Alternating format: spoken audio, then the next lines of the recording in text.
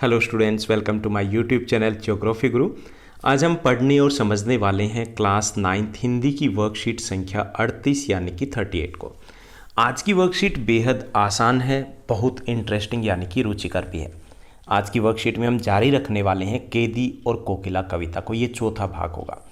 इस केदी और कोकिला कविता में कवि कोयल के माध्यम से एक स्वतंत्रता सेनानी जो कि जेल में बंद है, उनके भावों को बड़े अच्छे तरीके से, बड़े मार्मिक तरीके से व्यक्त किया है। तो पहले हम कविता को पढ़ने की कोशिश करेंगे, उसको समझने की कोशिश करेंगे। उसके बाद आसान से कुछ क्वेश्चन दिए गए जिनको हम हल करेंगे। चलिए शुरुआत करते हैं। जैसा कि आप अपनी स्क्रीन के ऊपर देख पा रहे हैं, ये हमारी वर्कशीट यानी कार्यपत्रक संख्या 38, जिसको आप अंग्रेजी में 38 बोलेंगे। हमारा विषय हिंदी है, जिसमें हम केदी और कोकिला का चौथा भाग है वो पढ़ने वाले हैं। आज की दिनांक है 30 सितंबर 2020। यहाँ पर जो पिछली हमने कार्यपत्रक की थी, वर्कशीट की थी, उसमें हमने जाना कि कवि माखनलाल चतुर्वेदी जी ने केदी और कोकिला कविता में जेल में बंद एक स्वतंत्रता सेनानी के साथ एक कोयल का वर्णन किया है।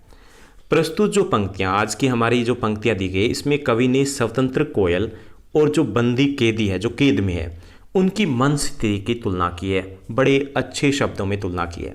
तो चलिए देखते हैं। तुझे मिली हरियाली डाली, मुझे नसीब कोठरी काली। यहाँ कवि जो है, यानी कि कवि, यहाँ पर हम स्वतंत्रता सेनानी को मानने की, यहाँ स्वतंत्रता जो सेनानी है वो तुलना कर रहा है कोयल के साथ, खुद की तुलना कर रहा है कि तुझे मिली हरियाली डाली, कि तू जहाँ मर्जी उड़ सकती है, स्वतंत्र है, आज़ाद है, कभी इस डाली तो कभी उस डाली। मुझे मिली कोठरी काली, मुझे नसीब कोठरी काली, कि लेकिन मुझे तो कैद में बंद हूँ। मुझे ये काल कोठरी मिली है जहाँ से मैं बाहर नहीं निकल सकता। तेरा नभ भर में संसार, मेरा 10 फुट का संसार, कि तेरा तो नभ भर में संसार है, आप आसमान में कहीं भी उड़ सकते हो। कोयल से जो स्वतंत्रता सेनानी है वो कहता है कि आप तो कहीं भी उड़ सकते हो, कहीं भी जा सकते हो। पूरा जो गगन है, नभ है, अंबर है, वहाँ पर आप जा सकते हो। मेरा 10 फुट का संसार, लेकिन मेरा तो जो संसार है वो 10 फुट का है। जिस कैद में, जिस काल कोठरी में कैद हूँ, उससे बाहर नहीं निकल सकता। तेरे गीत कहाँ वे वाह, रोना भी है मुझे गुनाह, कि एक तरफ तू मधुर गीत गाती है और जिसको सुन करके लोग वाह वाह करते हैं, तारीफ करते हैं, लेकिन मुझे तो यहाँ पर रोना भी मना है। मैं अपनी इच्छा अनुसार कुछ भी नहीं कर सकता, जबकि कोयल अपनी मर्जी के अनुसार कुछ भी कर सकती है। देख विषमता तेरी मेरी, देखो हम में और तुम में कितना अंतर है। स्वतंत्रता सेनानी है, कोयल से कह रहा है कि मुझ में और तुझ में बड़ा अंतर है। तू आज़ाद है और मैं कैद में हूँ। बजा रही तिस पर रणभेरी, और उस पर भी तू रणभेरी यानी कि युद्ध का संगीत बजा रही है, हमें उत्साहित कर रही है कि हम अंग्रेज़ों के खिलाफ आज़ादी का बिगुल बजा दें। लेकिन देख हमारी परिस्थितियाँ कितनी अलग अलग हैं। इस हुंकृति पर अपनी कृति से कहो क्या कर दूं। फिर कवि जो है वो कहता है कि ये बताओ कि तुम जो ये रणभेरी, जो शंखनाद कर रही हो युद्ध का, बताओ मैं यहाँ पर अपनी कलम से, अपनी लेखनी से क्या क्या कर सकता हूँ। कोकिल बोलो तो, कोकिल कुछ तो बताओ। मोहन के व्रत पर प्राणों का आसव किस में भर दूं, कोकिल बोलो तो।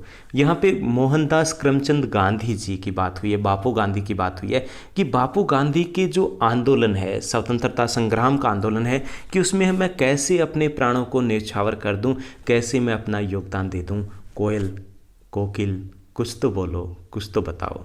तो यहाँ पर जो आज की पंक्तियाँ दी गई, इसमें उन्होंने तुलना की है कि कोयल के साथ एक कैदी की तुलना की गई है कि कोयल है वो आज़ाद है, जबकि जो स्वतंत्रता सेनानी है वो कैद में है, वो कुछ नहीं कर पा रहा है। साथ ही साथ उन्होंने अपनी इच्छा भी बताई है कि मैं गांधी जी के जो आंदोलन है उसमें अपना योगदान देना चाहता हूँ, अपने प्राण न्यौछावर करना चाहता हूँ। तो यहाँ पर थोड़ा सा हमें ऐसा भी लग रहा है कि कवि को ईर्ष्या भी हो रही है। किससे? कोयल से, क्योंकि कोयल आज़ाद है और वो कैद में है। कोयल अपनी मर्जी से सब कुछ कर सकती है, जबकि कैद में होने के कारण कवि, स्वतंत्रता सेनानी, अपनी इच्छा अनुसार कुछ भी नहीं कर सकता। चलिए अब हम प्रश्नोत्तर देखते हैं। आसान से प्रश्न दिए गए हैं आज की इस कविता के। कुल हमें 4 क्वेश्चन दिए गए इस कविता में, इस वर्कशीट में। पहला जो हमारा क्वेश्चन है वो है, प्रस्तुत पंक्तियों में कवि को कोयल से ईर्ष्या क्यों हो रही है। तो कोयल पूरी तरह से स्वतंत्र है और अपने मन चाहे गीत गा सकती है, जबकि कवि जेल में है, अपनी इच्छा अनुसार कुछ भी नहीं कर सकता, इसलिए कवि को कोयल से ईर्ष्या होती है। उसके बाद दूसरा दिया गया है हमें प्रस्तुत पंक्तियाँ, हमें कुछ पंक्तियाँ दी गई, उनका भाव स्पष्ट करना है कि इनका अर्थ क्या है। तेरे गीत कहाँ वे वाह रोना भी मुझको गुना, देख विषमता तेरी मेरी बजा रही तिस परण फेरी। कवि खुद की और कोयल की परिस्थितियों में अंतर बताते हुए कहता है कि एक तरफ कोयल मनचाहे गीत गाती है जिसकी सभी लोग तारीफ करते हैं, दूसरी तरफ कवि का जेल में रोना भी मना है, यानी वो अपनी इच्छा अनुसार कुछ नहीं कर सकता। कवि कोयल से पूछता है वह क्यों युद्ध का संगीत बजा रही है। उसके बाद तीसरा जो हमारा प्रश्न दिया गया है कि उन पंक्तियों को छांट कर लिखिए जहां गांधी जी द्वारा चलाए जा रहे स्वतंत्रता संग्राम का वर्णन है। तो वो पंक्तियां हैं, मोहन के व्रत पर प्राणों का आसव किस में भर दूं। तो यहाँ पे मोहन के व्रत का अर्थ है, यहाँ पे मोहन करमचंद गांधी जी, मोहनदास करमचंद गांधी यानी महात्मा गांधी द्वारा चलाए गए आंदोलन की बात की जा रही है। उसके बाद चौथा हमारा क्वेश्चन है कि आपके अनुसार कवि देश की आज़ादी के लिए क्या क्या कर सकता है, कैसे योगदान दे सकता है कैद में रहते हुए। कवि अपनी कविताओं के द्वारा जनता में देश की आज़ादी के लिए जोश भर सकता है, उन्हें प्रेरणा दे सकता है। इसके अलावा वह अपनी कलम के द्वारा अंग्रेजी सरकार की गलत नीतियों को जनता के सामने भी ला सकता है। तो ये थी हमारी आज की आसान सी वर्कशीट। उम्मीद करता हूँ आपकी स्टडी बहुत अच्छे से चल रही होगी, आप स्वस्थ होंगे, मस्त होंगे, घर पर होंगे। ऐसे ही हमारे साथ बने रहिए और एक छोटा सा कमेंट ज़रूर कीजिएगा, क्योंकि मुझे बड़ा अच्छा लगता है, एक सुकून सा मिलता है, ऐसे लगता है कि मैं आपके साथ जुड़ा हुआ हूँ। इस चैनल को लाइक शेयर सब्सक्राइब भी कीजिएगा।